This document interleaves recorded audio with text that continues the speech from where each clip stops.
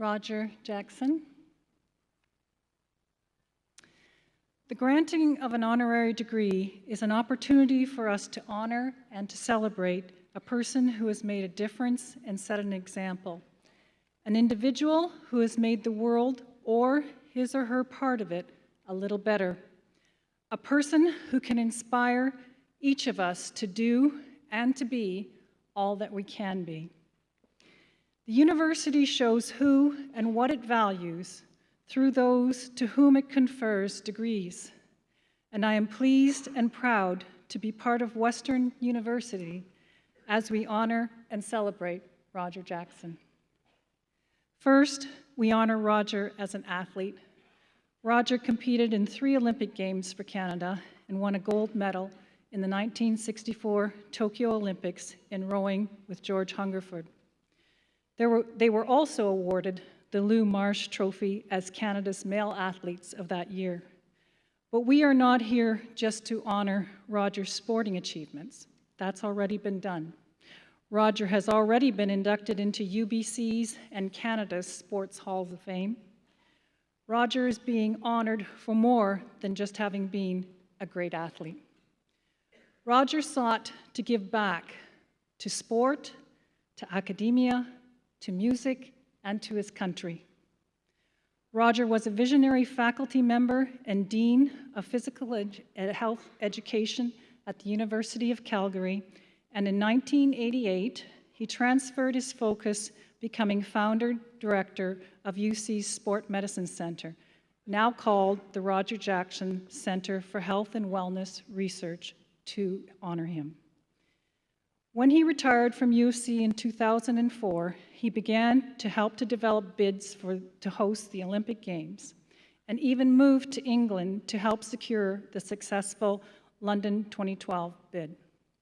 Upon returning to Canada in 2005, he became the founding CEO of Own the Podium, a nationwide program to prepare Canadian athletes for the 2010 Vancouver Olympic Games, which resulted in a record-setting number of gold medals for Canada. Recipient of both the IOC and the Canadian Olympic orders, Roger was heavily involved in the Olympic movement, both nationally and internationally, as president of the Canadian Olympic Association and as a many-time volunteer on several international Olympic Committee projects. Here, we celebrate a man of vision, not just accomplishment. Roger has other gifts. In 2001, he began service as chairman of the Cantos Music Foundation, which is now the National Music Center, sharing a love of music that Roger has held since childhood. This national center will foster Canada's musicians in new and innovative ways while helping Canadians of all ages and levels of ability to explore the beauty and the power of music. So let us turn to celebrate Roger the person. Roger has lived and worked his values and his ideals. He has earned a number of awards and distinctions, including being named an Officer of the Order of Canada in 1984 and being invested into the Alberta Order of Excellence in 2012. He holds an honorary Doctorate of Science from the University of New Brunswick and an honorary Doctor of Laws degree from the University of Calgary.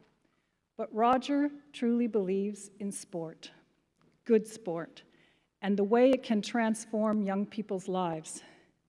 He has worked tirelessly to promote and support good sport. In 2009, CBC Sports named Roger as one of the 25 most influential Canadians in sports. Roger is a most worthy recipient of this honorary degree. And therefore, Mr. Chancellor, on behalf of the Vice Chancellor and in the name of the Senate, I ask you to confer the degree of Doctor of Laws honoris causa upon Roger Jackson.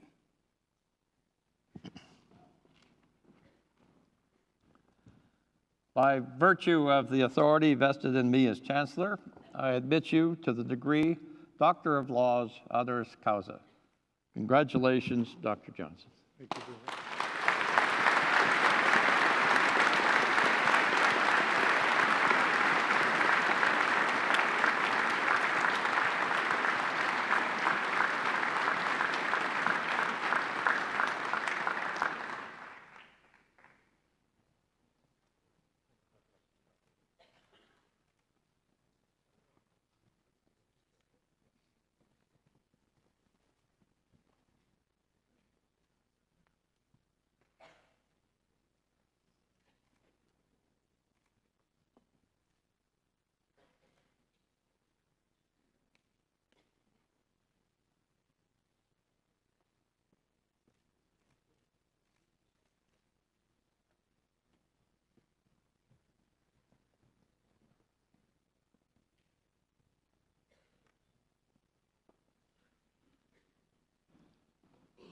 On behalf of all assembled here today, I should now like to invite our newest alumnus, Dr. Roger Jackson, to address Convocation.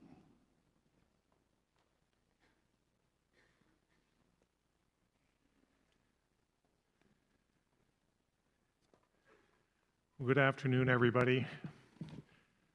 Eminent Chancellor, distinguished guests, ladies and gentlemen, and very special people, the graduates. It's almost 50 years since I sat in your position and graduated from Western. And I remember my personal feeling of saying, thank God it's finally over. It's sealed, it's delivered. They can't take it away. It's all done. And little did I realize that it was only the beginning, and lots and lots and lots of hard work and good things to do yet in the future. But my warmest congratulations. This honor is very special to me because Western was my first university. It was the place that opened my eyes to all of the exciting opportunities and experiences that you could have in this world. It was the place where I began my strong interest in science, in particular exercise physiology. Western was where I learned to row, and that became a very dominant part of my life. Indeed, in 1960, when I came here as a freshman, I saw a sign that said, "Come out for rowing, desire the only prerequisite." I'm not sure I even understood what prerequisite was, but it served me extremely well. So I signed up for the rowing program, and one of the reasons was a month earlier, in August of 1960, at the Olympic Games in Rome, the only medal Canada won was a silver medal in the rowing eights event by the University of British Columbia rowing crew. Imagine that, I thought. A university rowing crew could actually excel at the Olympic Games, and the fire was ignited. My studies were balanced by academic work, of course, at the university, but afternoons in the fall and the gorgeous Fanshawe Lake and the beautiful weather. I raced for Western on many races over my university career, and I also rowed at the London Rowing Club in the summer, beginning to build and develop my capabilities and my interests in rowing. The next Olympic Games were in Tokyo in 1964. And when I graduated, I decided this was the time to try to do something special in my life. I had never been out of Ontario. I bought a one-way ticket to Vancouver because that's where the strongest rowers were in Canada, and decided to take my chance and see whether or not I could make the Olympic team. Training in Vancouver was something that I would call today brutal. It was very, very tough. We were up at 4:30 in the morning. We trained twice a day, 5:30 in the morning, 5:30 in the afternoon.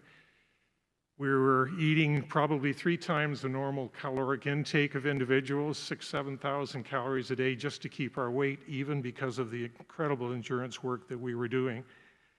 We were exhausted all the time. We were in bed at 8:30 at night, which certainly didn't allow date time, and it created the situation that we had to be just totally dedicated, otherwise we weren't going to do it. Every day, rain or shine, rough water, cold water, we had to be on the water and perform. And we were asked to do more than anything that we ever wanted to do. And we were asked to do more than we thought we could do, and we could do it. So I learned many lessons from that initial experience. One of them was not to be hesitant to try to do something exciting and different. Another was not to be afraid to put yourself in a very, very difficult environment and see how you could perform. And a third, which was really important to me, was that if you really want to do something special, try something very hard. There can be no compromise in the effort.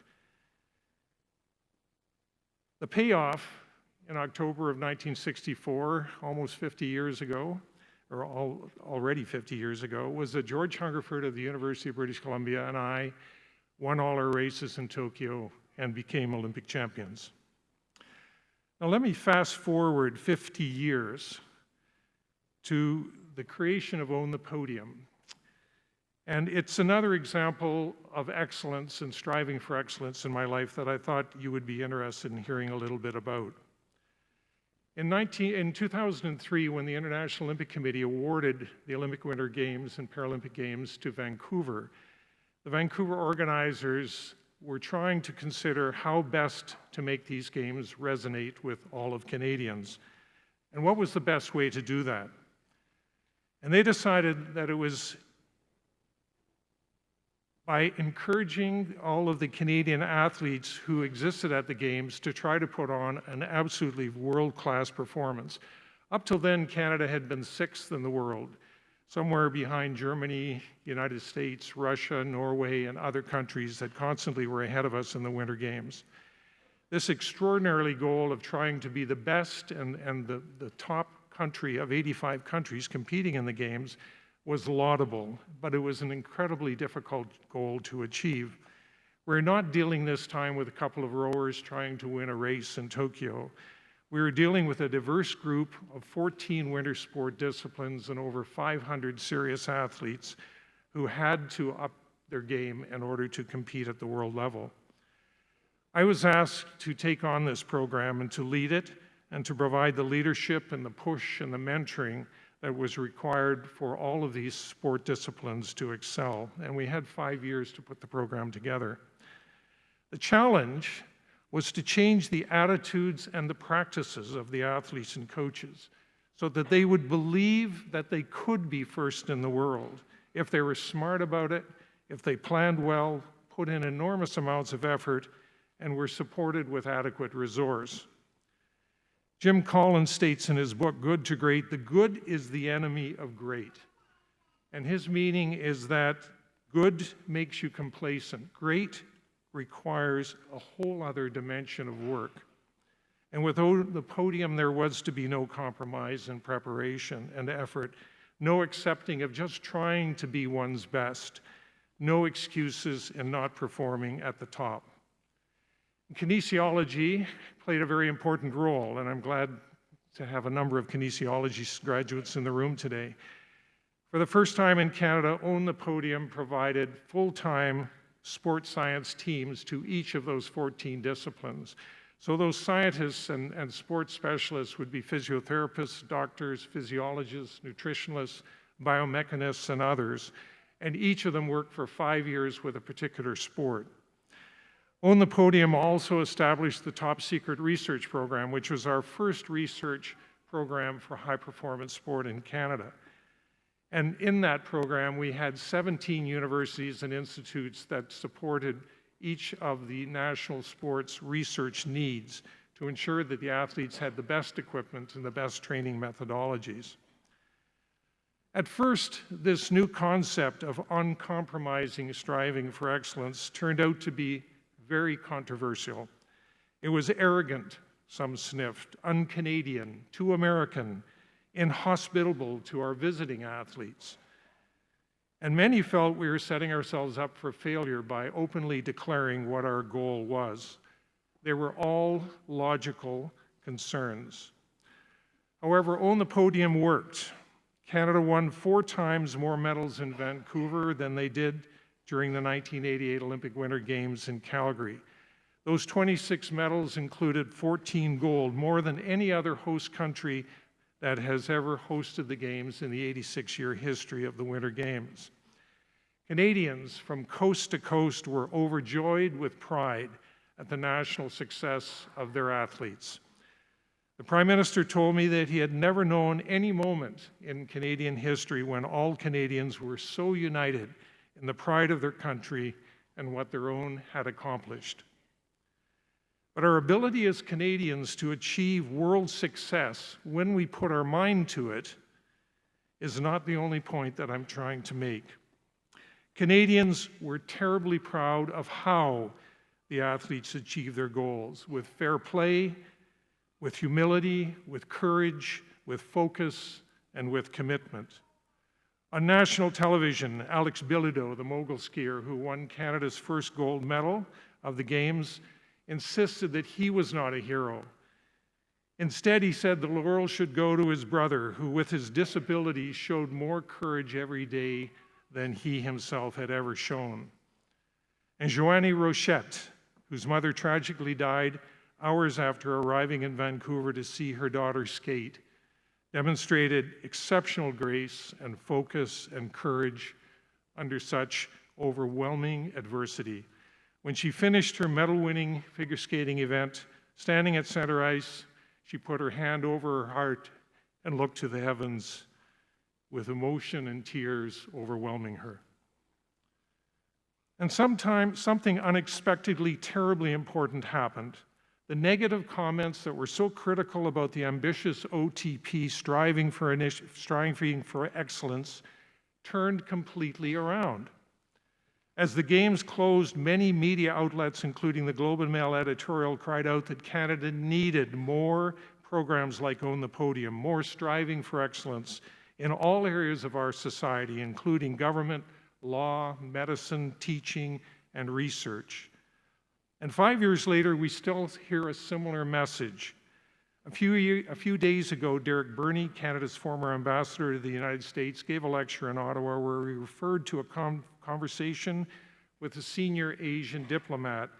And the diplomat was perplexed. He said, Canadians who have everything, every type of imaginable resource, a safe country, good government, and yet, he believed, we prefer to coast. Burnaby's comments were that we do seem at times like the man born on third base who thinks he hit a triple to get there. So what does all this mean for you? Most of you are the same age as I was when I had this crazy idea to go to Vancouver to try to make the Olympic team. With your degrees now finished and being mostly unencumbered by life's responsibilities, this is a rare opportunity for you to stretch yourself. Search out new ideas and opportunities and work extremely hard to capitalize on those. As English poet Robert Browning put it, a man's reach should exceed his grasp, or what's a heavens for? You may not achieve your goal, and I have often found that out. But the attempt itself has enormous value for you and for your development. Canada needs you to be your best. However, all of that can wait for a day or two. Today, it's time for you to celebrate this wonderful success that you have just had in this accomplishment of achieving your degrees. Be sure to thank your family and friends and those who have assisted you to get to this point. And please be sure to thank Western for all it gave to you. I too want to thank Western enormously for providing the opportunities and experiences which were so key to whom I became and to whatever I have achieved. And to say thank you today for this most marvelous honor, the opportunity to address all of you. Thank you.